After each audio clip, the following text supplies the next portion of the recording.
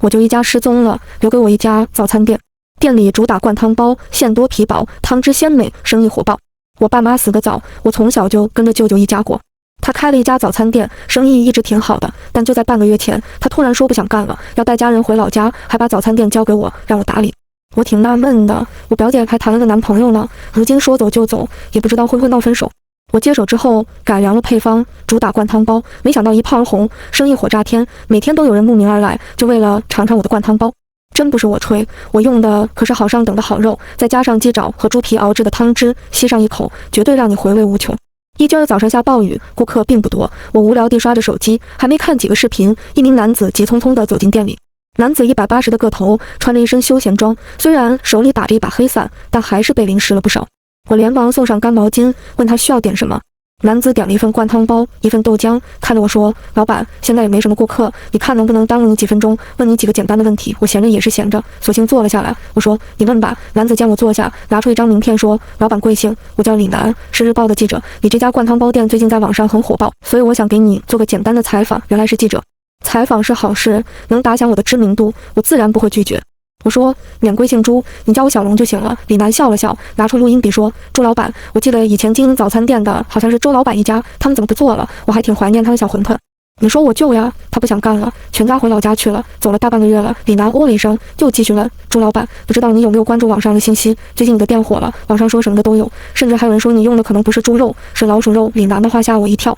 我连忙解释说：“李记者，你别听网上胡说八道，我用的都是正宗的土猪肉，我亲自剁碎的。不信的话，我可以带你去厨房看看。”我把李楠带到厨房，桌上还放了一盆我刚剁好的猪肉，散发着阵阵肉香。李楠凑近看了一眼，又抓了一把闻了一下，他说：“剁得这么碎，也看不出是什么肉，不过肉质非常新鲜，这才是最重要的。”我尴尬地笑了笑，想着要不要让他拿一份去化验。还没等我开口，李楠突然转过身。他盯着我的眼睛，沉声说：“如果我没说错的话，你舅舅的老家应该是上党乡白云村吧？根据我的了解，他们一家好像并没有回去，而外面依然下着倾盆大雨，后厨显得格外的闷热。”我擦了擦额头的汗，疑惑地打量着李楠。我感觉他不像是来采访的，更像是来打探八卦的。他竟然连我舅老家都知道。最近半个月，我也没和我舅联系过，具体什么情况我也不清楚。我说：“李记者，你怎么知道我舅舅老家是白云村的？我好久没跟他联系过了，也不知道他们到底有没有回去，有可能中途去什么地方玩了吧？”我倒是没有胡说，我表姐非常喜欢旅游，每逢节假日，她就拉着我就和舅妈到处跑，也就这2年因为疫情的原因跑得少了。李楠笑了2声，并没有回答我的问题，反而指了指我的手机。他说：“朱老板都是亲戚，你也未免太不关心他们了，要不你打个电话问问情况，来者不善。”我能感觉出李楠语气中的意思。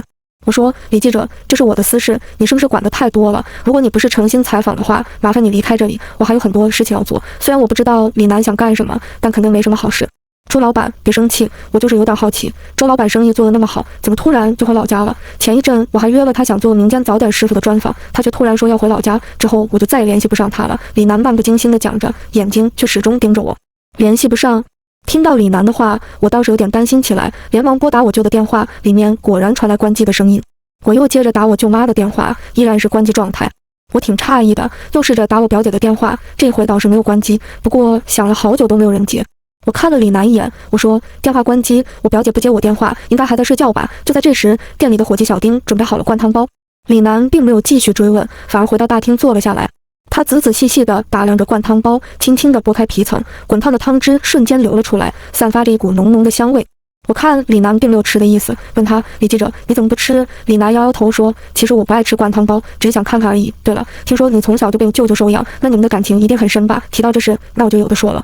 我父母早亡，从小就是舅舅一手带大的，他一直拿我当亲儿子看待，还教我做早餐的手艺，他是我在这个世界上最亲的人。我一点都没吹牛，如果没有舅舅，就没有今天的我。李楠端起豆浆，轻轻喝了一口，随后猛地放在桌上，一双眼睛死死地盯着我。他说：“朱老板，你说的故事很感人，但似乎和我知道的有一些出入。李楠是有目的的，他绝对是有备而来，为的就是要打我一个措手不及。”我在李楠对面坐下，看着他说：“李记者，那你说说你知道的情况。”李楠说：“朱老板，去年6月份高考放榜的时候，我记得本市理科状元好像也叫朱一龙，是市6中的学生。当时我们报社还发了头版头条。不过据我所知，他竟然没有填报高考志愿，不知道究竟是什么原因。”我一脸震惊地看着李楠，没想到他连这件事都挖出来了。我以为过去1年多不会有人再提起。我说对不起，这是我的私事，我不想说原因。李楠倒是淡淡一笑，接着说，你是不想说还是不敢说？不如我帮你说，因为你只是寄养在周老板家的，他供你读完高中已经仁至义尽，店里需要人帮忙，所以他让你留下来帮忙，而不是让你去读大学。我擦了擦额头的冷汗，摇头说，没有的事，是我自己不想读了，我欠我就那么多，所以我想早点挣钱。再说学历又不是万能的，我靠手艺也能挣钱。所以你就弄出了灌汤包，甚至一不小心就火了。我很不喜欢李楠说话的语气，咄咄逼人。我说，李记者，你不是来采访我的，你也不是来吃早饭的，你到底想要干什么？李楠见我加重了语气，嘴角不自觉地露出淡淡的笑意。他说，朱老板，稍安勿躁，我又没有恶意，只是想和你聊聊天而已。你和你表姐的关系应该不太好吧？又扯到我表姐身上了。我表姐叫周静，比我大5岁，我们虽然不是亲姐弟，但她对我也不算太差，时不时还会请我出去吃肯德基什么的，我过生日也会送我礼物。我和我表姐的关系轮不到你指手画脚吧？李楠笑着说，急了，你表姐连你电话都不接，关系多半好不到哪里去。我这里刚好有一份半个多月前的诊断记录，听说你好像骨折了。我下意识地摸了一下左腿，心脏跳了几块。李楠也太神通广大了，连我骨折的事情都知道，但这是真不能怪我表姐。当时舅舅和舅妈一家急着要走，表姐的情绪很不稳定，我想问问他们到底什么情况，但表姐就是不肯说，还推了我一把，我一不小心摔下楼，左腿就骨折了。我沉着脸看向李楠说，李记者，你是不是关心的有点多？对不起，我还要做生意，实在没有时间回答你的问题，请你离开。我对李楠下了逐客令。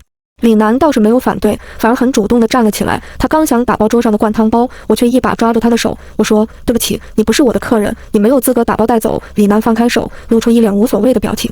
他说，心虚了，该不会真是老鼠肉吧？放心，我不会乱写的，不过我还会回来找你的，因为我还没有得到我想要的答案。由于李楠的关系，我一整天心情都不是很顺畅。回到家里，我依然想不明白他要的答案究竟是什么。不过有一点我可以肯定，他应该跟我舅一家比较熟悉，只是我从来没有见过他而已。我打算去我舅屋里看看，或许能找到什么线索。他们走的时候很匆忙，很多东西都没有带走，尤其是账本，里面记录了他和很多生意伙伴的往来信息，或许李楠就是其中之一。我推开我舅的房门，里面依然跟他走前一样凌乱，脏衣服和旧报纸杂乱地散落在地面，写字桌上更是乱七八糟，就连台灯都摔坏了。现在仔细想想，他们当时并不像是要回老家的模样，更像是赶着去逃难似的。不过我从小就被我和舅妈打怕了，也不敢多问什么，再加上我被表姐推倒受伤，只能眼睁睁地看着他们一家从我的眼前消失。其实我就并不坏，就是恨铁不成钢，我是我舅唯一的外甥，他打我骂我也是为了我好，否则我高考时候也不可能当上高考状元。我轻叹一声，从回忆中回过神来。账本就在写字桌的抽屉里，我在里面翻了很久，都没有找到李楠的名字。看来这条路是走不通了，只能问问我舅到底什么情况。我回到卧室，试着拨打我舅的手机，依然是关机状态；打我舅妈也是关机状态。我又调出表姐的电话，刚准备按下去，但想了一想，还是按掉了。有一件事我得承认，我和表姐的关系确实不太好。从小到大，她很少和我说话，也不会介绍她的朋友给我认识，更不会主动关心我，请我吃饭，请我出去玩。我有试着努力，但她很固执，认为我并不属于这个家。越想越头疼，我索性躺到床头玩起了手机。虽然舅舅平时很凶，但如今他不在，我真的挺轻松的，不仅可以刷手机到凌晨，还能大声地跟朋友打电话。虽然我也没什么要好的朋友。没看多久，一阵睡意袭来，我迷迷糊糊的就睡着了。醒来的时候已经是早上5点20分。自从开始抱舅舅做事以来，我一直都是5点20分起床，早就已经形成了生物钟，就算没有闹钟，我也从来没有超过这个时间。我简单的梳洗了一下，急匆匆地赶到店里。昨天的灌汤包已经卖完，我必须赶在开店之前把第一批灌汤包给做出来。其实我做的灌汤包之所以好吃，除了用肉之外，最主要的原因是我自己研制的汤汁很赞，它跟一般的做法不太一样，就装在一旁的桶里，这也是我最大的秘密。大约7点的时候，一切准备就绪。我正准备蒸灌汤包，小丁突然急匆匆地跑进来，他看着我说：“老板，昨天的人又来了，吴里南又来了。”他依然挂着笑脸，但一看就没安什么好心。我是真的有点不太耐烦，沉着脸说：“你又来干什么？”我说过，除非我得到想要的答案，否则我会一直过来找你的。这是什么？这就是无赖。他就算什么都不干，每天在我这里一晃，我生意还要不要做了？我说：“你别来了，不管你问什么，我都不会回答你的。”李楠摇头说：“你会说的。如果你不愿意配合，我就在网上发布早餐店疑似用老鼠肉的信息，到时候相关部门和热心的网友一定会让你终生难忘的。”我没想到李楠竟然还有这一招。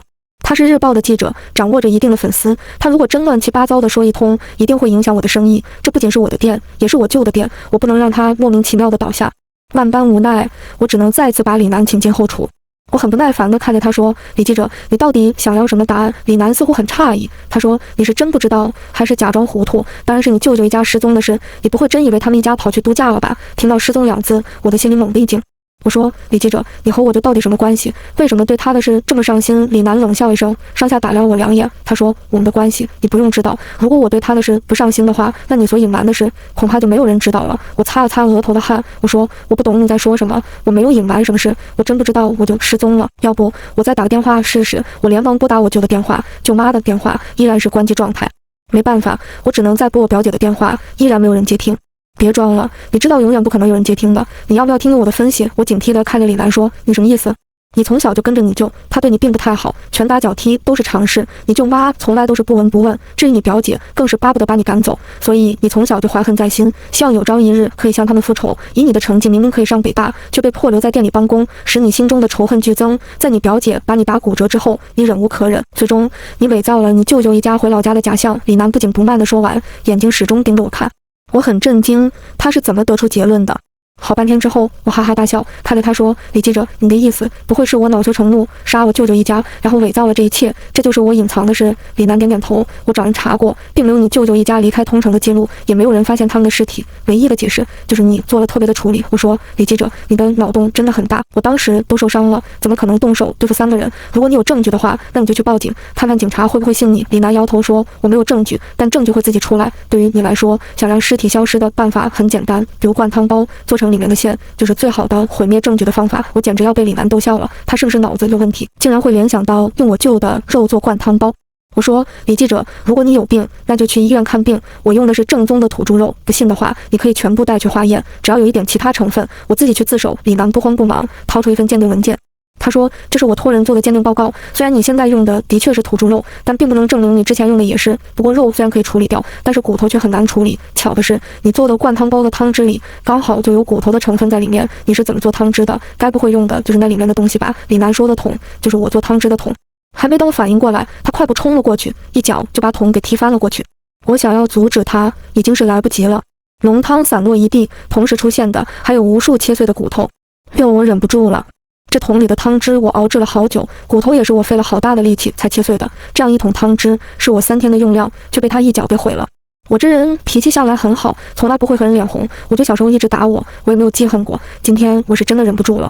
我说：“李记者，你太过分了吧？”李楠冷眼看着我，他说：“过分？比起你对周老板一家做的事，我这根本就不算什么。麻烦你解释一下，这些碎骨头是怎么回事？”据我所知，熬制灌汤包的汤汁一般用的都是猪皮，很少有人会用碎骨头的。我强忍着冲动回答说：“这是我的偏方，我不需要和你解释，请你出去，我这里不欢迎你，也请你不要再来了。”李楠冷笑说：“还偏方？你想糊弄谁呢？你自以为自己做的天衣无缝，却没想到我会如此执着。我要把这些骨头拿去化验，看看到底是不是人的骨头。”李楠说完，弯下腰就想收集碎骨头。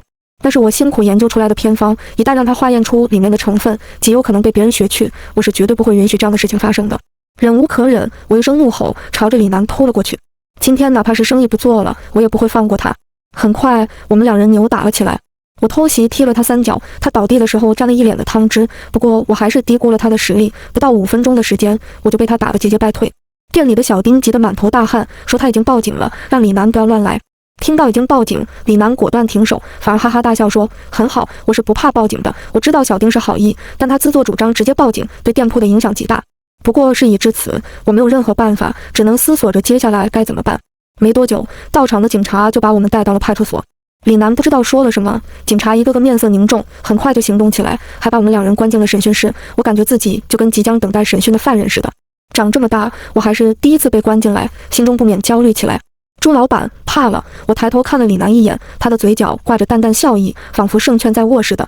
我说：“身正不怕影子斜，我有什么好怕的？我只是不明白，你干嘛一直针对我？”李楠说：“为什么针对你？你心里清楚。亲舅一家失踪大半个月，你无动于衷，甚至连个电话也没有。唯一的解释就是你恨他们，你已经杀了他们。说实话，小时候我可能真恨过，但是随着年龄的增长，我会多思考一份，我就不会教育孩子，只会拳脚。我觉得我能理解。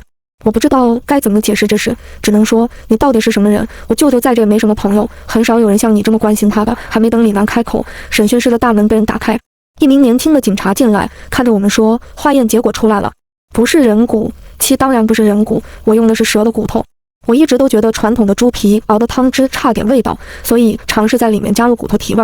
我试过猪骨、羊骨、鸡鸭骨，最终发现蛇骨的效果非常。李楠听到结果，眼中满是不可置信的神情。他说：“这不可能，怎么可能是蛇骨？警察同志，你们再好好检查，一家人不可能平白无故的消失，一定被他处理干净了。”我很不满地看着李楠说：“事实摆在眼前，不是你随便乱说就能污蔑我的。你有病就去医院看病，不要来我的店里捣乱。”可能是有病2个字刺激到他了，只见他双眼通红，状若疯癫，一个劲地摇头说：“我没病，有病的是你，杀你舅舅一家，你不是人，我不会放过你的。”我不知道李楠发什么疯，非说我杀我舅舅一家。如果我真的杀人了，怎么可能如此淡定？我又不是专业的，不可能一点痕迹都没留下。不单是我觉得李楠有病，警察同志也觉得李楠有病，简单的处理了我们的打架纠纷，很快就把我们2人给放走了。回到家里，我坐在沙发上，仔仔细细的把整件事回忆了一下。整件事的起因是李楠联系不上我舅，他调查过我的情况，所以怀疑是我杀了我舅一家。所以目前最重要的是，就是确认我舅舅一家到底有没有出事。我再次试着拨打我舅和舅妈的电话，依然是无法接通。拨打我表姐的电话，同样是可以打通，但是处于没人接听的状态。李楠说的没错，我舅一家可能真出事了。不过按照常理，如果他们3人真的遇害，为什么不是3人的手机都关机，而是我表姐的手机一直处于可以接通的状态，说明一直有人在给手机充电。那人的目的是什么？我觉得极有可能是维持我舅一家没出事的假象。我又努力回想了他们离开那天的情况，当时我舅他们走得很急，我弄不清楚情况，就问我表姐怎么突然要回老家。我表姐当时很焦急，说了一句要你管，然后就推了我一把。种种迹象表明，他们应该是在躲什么人。这件事我不能坐视不理，我决定找我表姐的朋友李娜问一下。我表姐不上班，每天都在家里玩，所以也没什么朋友。这个李娜就是她唯一的朋友。我之所以认识李娜，也是因为有一次表姐喝多了，李娜让我帮忙去接她。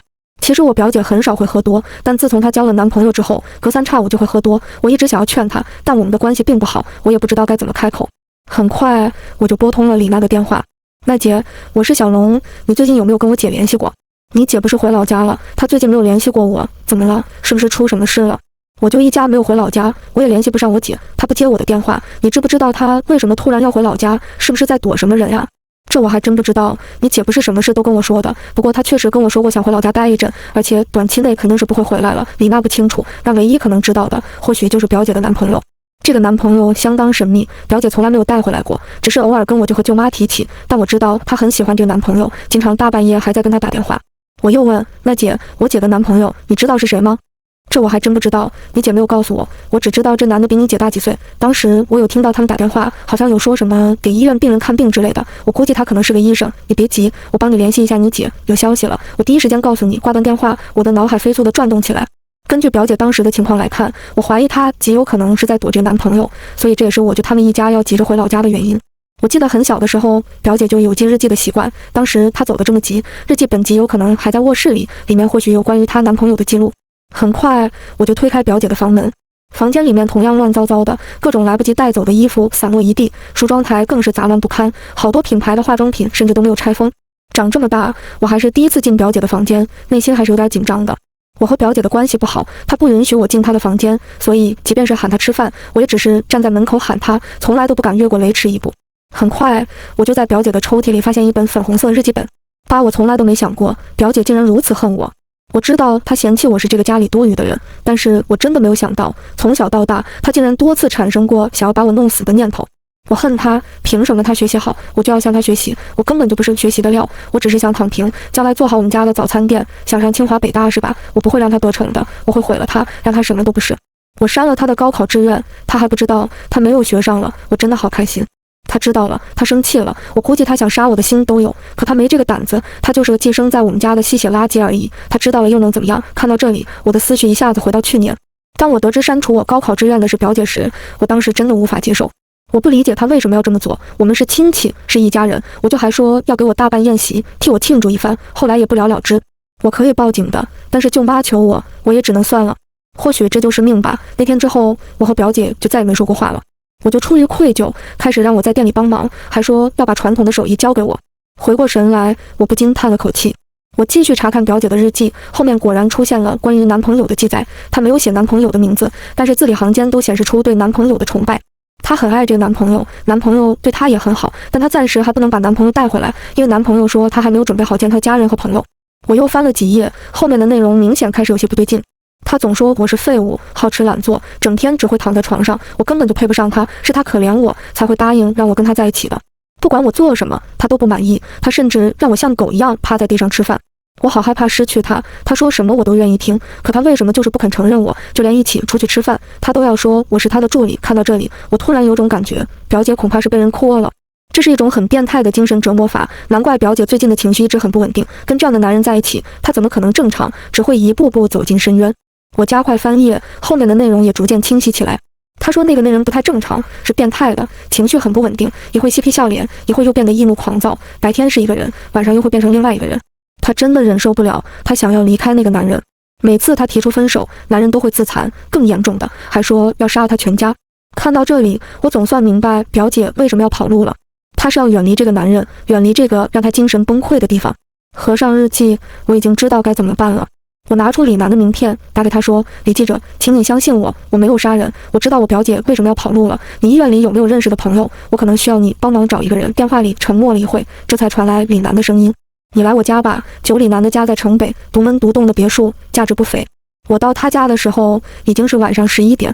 我一进门就开门见山地说：“李记者，你说的没错，我表姐一家可能真的出事了。她是为了躲避她男朋友的骚扰，所以才会选择回老家的。”李楠阴沉着脸，死死地盯着我。他说：“你怎么知道的？她男朋友是谁？”我拿出表姐的日记本说：“都在里面写着呢，你看了就知道了。我查到一个线索，她男朋友可能是医生，而且懂颇，我怀疑可能是心理科的医生。”李楠仔细地翻看日记，突然开口说：“难怪你没上大学，原来是你表姐删除了你的志愿。你既然知道了，难道就一点也不恨她？”我说：“当然恨。”说不恨那是不可能的事，不过我还能怎么办？寄人篱下20年，我还能把我表姐送进牢里不成？只能认命，留下来帮忙了。李楠呵呵笑了2声，似乎对我的答案并不满意。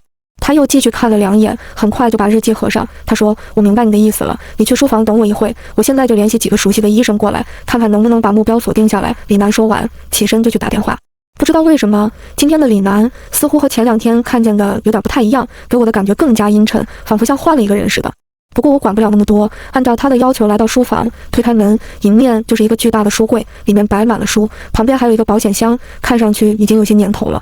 房间里不知道放了什么东西，有一股说不出来的怪味。不过最吸引我的还是书桌上的医疗档案，封面的姓名写的正是李楠。联想到李楠这几天的行为，我觉得他这个病可能还不轻。趁着他打电话的时机，我打算偷偷的看2眼，谁知只是看了2眼，我整个人顿时就不好了。李楠病得很重，是很难彻底治愈的双向感情障碍，附加人格分裂。诊断结果里说，李楠的2种人格会表现出极度的抑郁和狂躁，通常会在白天和黑夜来回切换，以夜晚出现的人格为主导，甚至可以封闭部分记忆，导致白天出现的人格根本不知道夜晚人格做过的事。诊断书里建议他尽快入院治疗，否则后果会不堪设想。看到这里，我突然想到奈姐的话，她提到过医院和病人。一刹那间，我猛地反应过来，表姐的男朋友不是医生，而是一个患病严重的病人。我的身体开始颤抖，背脊冷汗直流。我连忙放下档案，拿出手机，试着按下了表姐的手机号码。很快，一阵欢快的音乐在书房响起，正是从保险柜里传出来的。就在这时，一道清脆的脚步声从我身后传来。还没等我反应过来，一根铁棍就砸在了我的脑袋上。这一棍打得极重，顿时我就头破血流，整个人感觉头晕目眩，就连手机都落在地上。李楠一脚踩碎我的手机，恶狠狠地盯着我说：“你原本可以不用死的，但你自己送上门来，就不要怪我不客气了。”我捂着额头，往窗户的位置退了2步。我说：“我就一家是你杀的，另一个你并不知情。他根据仅有的线索，始终认定是我杀了我就全家。你把手机留在这里，就不怕被另一个你发现？”李楠阴笑着说：“这房间是我专属的，他从不会进来，就算知道又如何？难道我会自己对付自己？你表姐竟然想要逃离我的掌控，我怎么可能让她如愿？我要她永远留在我身边，所以我开车撞死了他们一家，把他们的尸体全都带回来了。你是不是想见你表姐？我现在就让你看看她。”李楠丢出一把钥匙，示意我打开保险柜。我颤抖着捡起钥匙，只听咔嚓一声，保险柜顺利被我打开，里面除了表姐的手机之外，还有一颗已经面目全非的头颅。不等李楠开口，我迅速拿出表姐的头颅，二话不说就朝李楠丢了过去。我的力气很大，丢的方向极准，正好砸中了他的眼睛。趁着李楠揉眼的机会，我迅速解锁手机，拨通了110，并且说出了我的地址。这一切发生在电光石火之间。等李楠回过神来，我已经完成了报警。原本是猎物的我，一下子就逆转成了猎人。你还有10分钟的时间跑路，如果你想要对付我的话，首先你未必能完全制服我，其次你肯定没有时间跑路了。李楠恼羞成怒，举起铁棍就朝我砸了过来，是我失算了，没想到你竟如此冷酷无情。看见表姐的脑袋竟然一点反应都没有，我冷笑着躲过攻击，看着她说：“你说我应该什么反应？痛哭流涕，还是坐着等死？”不等李楠再次攻击，我一个冲刺从旁边钻了出去。我没有必要跟他缠斗，我要做的只是拖延时间，剩下的交给警察就可以了。李楠很愤怒，但越是愤怒，他就越抓不住我。我们两人在偌大的豪宅里玩起了捉迷藏，直到外面响起警笛鸣叫的声音，李楠依然没有能够碰到我一下。站在2楼的位置，我大口大口的喘气，一拥而上的警察纷纷把李楠围了起来，他依然没有放弃抵抗，反而疯狂地朝着警察冲了过去。没有任何悬念，李楠的下场早已经注定，他甚至连一句遗言都没有留下。13天后，我给我舅一家办好了葬礼。他们的尸体就被李楠藏在地下室，找到的时候已经开始出现腐烂。作为唯一的外甥，是我亲自替他们操办了后事。我的早餐店重新开业，生意是一天比一天火爆。我的目标也很简单，就是把产业做大，以后可以在全城多开几家分店。就在今天上午，李娜过来捧场了。他点了一份灌汤包和豆浆，一边吃一边看着我说：“小龙，真是太可惜了，我没想到李楠竟然就是杀害你舅舅一家的凶手。新闻里说他有精神病，也不知道真的假的。”我说：“当然是真的，你不是也听我表姐提到过什么病人？”李娜点点头，又吃了一口灌汤包，像是突然想起什么，看着我说：“我想起来了，你表姐出事的那天，她给我发信息说你送他们回老家的，你当时没看到李楠吗？”一股恶寒涌上我的心头，很快又消失得无影无踪。我笑着说：“或许是我命大吧。”半路想起有东西落下来了，他们就自己先走了。没想到回去的时候还摔了一跤，弄得腿都骨折了。李娜嗯了一声，吃下最后一口灌汤包，真好吃。改天再来捧场。看着李娜远去的背影，我总算是松了口气。真正的秘密永远不会有人知道了。我叫朱一龙，从小就跟着我舅一家过。我知道寄人篱下的日子不好过，所以我从小就很听话，任劳任怨，什么事情都抢着做。可是即便这样，我舅一家也总是不待见我，一有不顺心的事情，他们就会打骂我。可以说我是从小被打着长大的。我告诉自己没关系，什么都可以忍，等我以后有能力独立，我就可以摆脱这一切。我拼命的学习，我就和舅妈不让我看书，我就半夜偷偷在被窝里看，他们不给我报补习班，我就自己攒钱买习题练习。我的成绩很好，一直都是年级的前3名，老师都说我很厉害，有希望考上清华北大，将来一定可以光宗耀祖。这是我唯一的信念，我一定要上清华北大，我才能永远摆脱这里。我表姐就不一样了，她不爱学习，从小就喜欢玩，但她不爱学习就算了，还见不得我学习，一旦抓到我做题目，就会撕我的习题册。她说她反正不想上大学，我也不能上。好不容易熬到高考，不出意外，我成了本市的高考状元，全国所有的高校任我选择，市里还给我送来了奖金，只可惜全都被我舅和舅妈拿走了。不过没关系，只要能上学，以后我可以自己打工，再也不用靠他们了。只是我怎么都没想到，我表姐会偷偷删了我的高考志愿，正跟所有人都想不到，我竟然会不填高考志愿一样。我上不了清华北大了，我的信念也在一夜之间崩塌。我找过表姐，她承认了是她干的，一脸不屑的表情。我明明已经那么卑微了，她为什么还是不肯放过我？仅仅只是因为我赖在他们家吗？我想过报警，可我舅和舅妈不准。她说他们养了我这么多年，这件事就扯平了，没学上也没什么大不了的，反正在店里帮忙也一样。我恨他们，可我什么都做不了，只能破罐子破摔。没过多久，我的机会来了。我无意中发现表姐和她的男朋友之间出现了极大的问题，她甚至惊恐到想要逃离。那天晚上，他们收拾好了行李，想要连夜逃回老家。我说我不想走，我留下来照看早餐店。可是我就不同意，非要让我跟他们一起走。我懂他的意思，如果我不跟着一起走，回到老家之后，他就没有劳动力可用了。万般无奈，我只能跟他们一起走。车开到半路，表姐的一句话成了压倒我的最后一根稻草。她说：“都是你个扫把星，自从来到我们家就没遇到过顺心事，好不容易谈了男朋友，以为遇到真爱，没想到是个神经病变态，太恶心了。”这句话葬送了表姐的命，也葬送了我舅和我舅妈。哪怕我就当时为我说一句话，这一切或许都不会发生，可他们没说，反而认同表姐的说法，认为我就是个扫把星，克死了父母，又害得他们搬回老家。我后悔吗？我不会后悔。看着表姐的手机，我心里突然有了主意。我用表姐的微信给她备注老公的人发了定位，告诉她已经在返回老家的路上，让她再也不要来骚扰自己了。大家一拍两散。对方果然中计，连夜开车追了过来。我把车故意停在山路的拐角处，当时天色很晚，对方也没看清，一个转弯就高速撞了过来。最终等待他的只能是3具冰冷的尸体。我亲眼看着对方把尸体装进自己车里，我知道我的计划成功了。我原本想要利用李楠把这个人找出来替我背锅，让我万万没想到的是，这个人竟然就是李楠，而且他还有双重人格。冥冥之中似乎真有一只看不见的手，只是笑到最后的却是我。